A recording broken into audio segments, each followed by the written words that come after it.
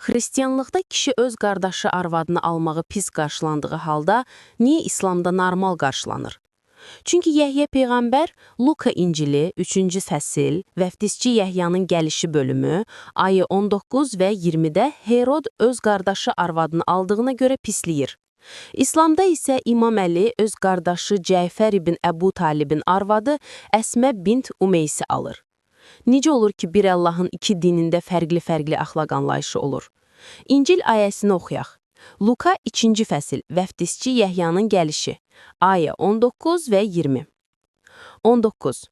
Amma Yəhya hökmdar Herodu qardaşı arvadı Herodiyanı aldığına və etdiyi hər cür pis işlərə görə məzəmmət etdikdə.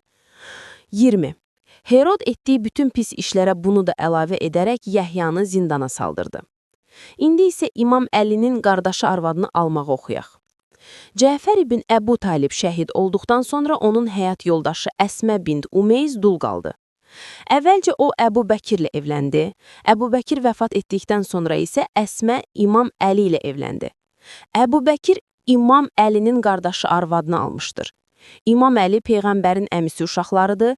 Əbu Bəkir Peyğəmbərin əmisi gəlinini alır. Peyğəmbər də Əbu Bəkirin qızını alır. İmam Əli də əmisi oğlu Məhəmmədin qaynatası olmuş Əbu Bəkirin arvadını alır, yəni öz qardaşı arvadını. Bu kimi məlumatları bilmək istəyirsənsə kanala abunə olub bəyənib paylaşmağı unutma.